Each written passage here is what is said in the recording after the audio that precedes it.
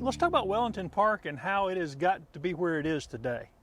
Okay, so Wellington Park wasn't originally on my or our map of parks to renovate. We had a different idea closer to the city, but after talking with the county, we decided that this was an area where they were asking for something, and this just made sense. So, as you can see, a beautiful basketball court, multi-purpose sports court that's here now, and a baseball field that was, I wouldn't say renovated, but definitely fixed up to where anybody can come out and use it. The playground was fixed up, so it's a really good thing that's already in the works. But there's still a lot more to do. But since the grand opening last year, what kind of feedback have you gotten from the community, and how much is it being used? So I've come out here periodically. Got a group of guys that play usually on Saturdays, and I've talked to a lot of the kids and families that have been coming out here, and I know that there's people that are using the basketball court like before school, practicing free throws. I've come out here and just to see what's going on. There's been adult basketball going on. There's just a mix. Like, it's really cool when I've come out here and I've seen soccer and basketball going on at the same time, which was one of the things that we really wanted to see. I haven't seen any street hockey or lacrosse yet, but I'm hoping to soon. And then, yeah, I've heard that a lot of like travel ball teams or teams just in this area have been utilizing the baseball field. I'm not sure about softball, but definitely baseball I've heard. And then I've seen a lot of families utilizing the playground. It's been cool. I've seen parents come out and sitting in their lawn chairs here in the shade and watching their kids play. So it's definitely been positive. And what are the plans for the future? So future, a lot of that has to do with what Homeland Park wants and the Homeland Park Community Watch. It's ultimately their park, and this is their space, and we're just trying to help build it up and make it something that's special, more special than it already is. I know a pavilion would be fantastic, maybe something with, like, the little temporary, or not temporary, but permanent grills that sit there. People bring out their charcoal, have a little get-together, little barbecues.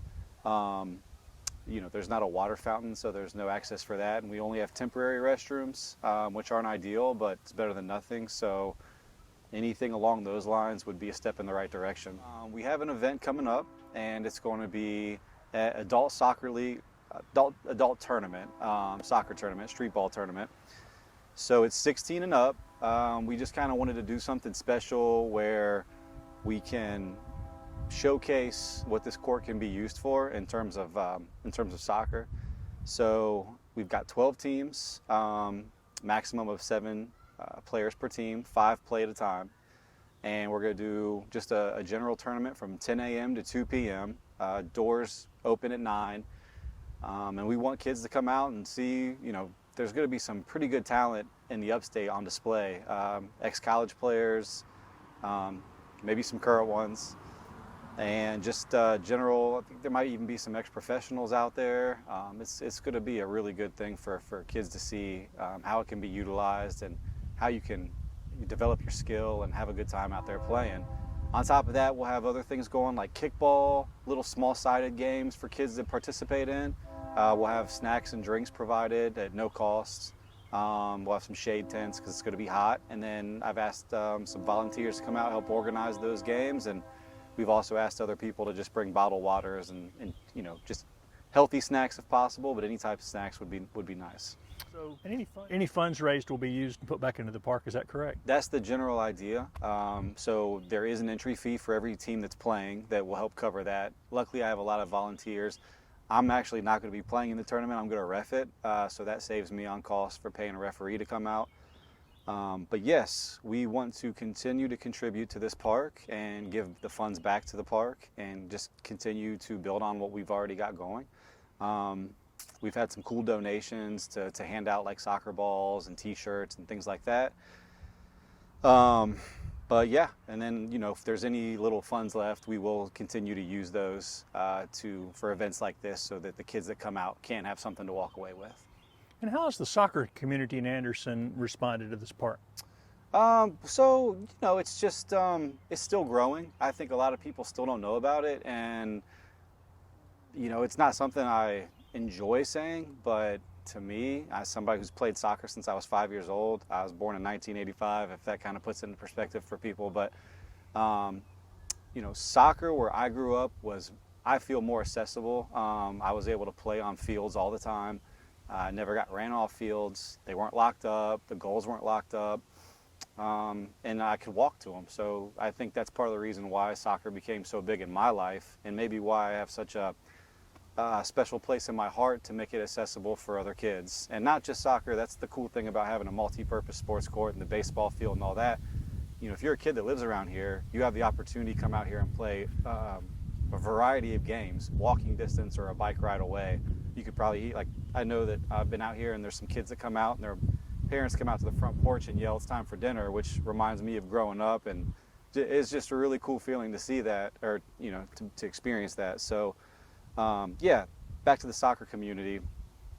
Soccer is, we price kids out a lot of times to play soccer. And to me, it's still kind of viewed as more of a country club sport, and it shouldn't be that way, because when you look at other countries like Brazil and other places in South America or even in Europe, street ball it's just ingrained in them, and anywhere they can find to play.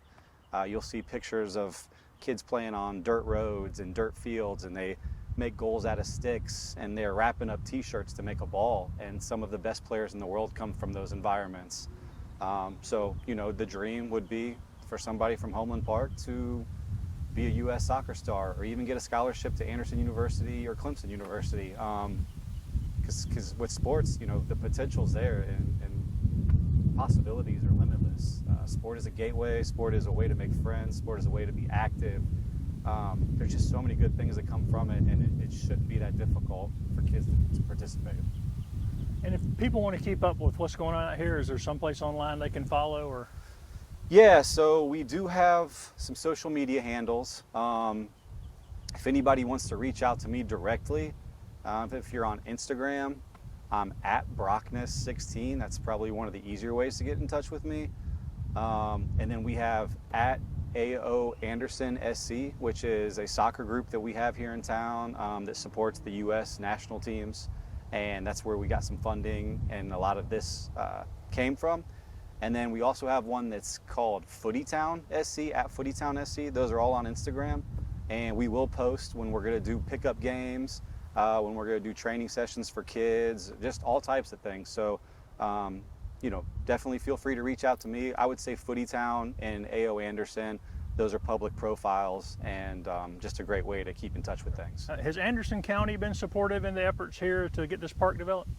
So Anderson County was extremely instrumental in getting this to be what it is. Rusty Burns and Matt Shell were my main contacts. Fantastic individuals. I wish I would have thanked them more after it was all said and done, but it just happened really fast, and then boom, here we are. I would definitely welcome more opportunities to partner together to do more things, as we talked about with, if you come out here and you don't have anywhere to you use a restroom unless you live across the street, it just makes it difficult for things like that. But they were very cool in putting out the temporary restroom. So I'd say, they're doing what they can. I am not somebody who's very familiar with the way government works, so to speak, and where all the tax dollars go. As I've gotten older, I've tried to pay more attention.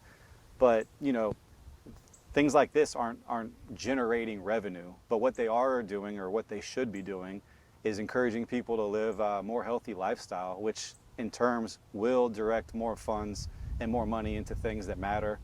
Keep people out of the hospital, keep people healthy, keep them involved, keep them engaged. This is about building community, and that's priceless. And to me, that's what we should be invested in.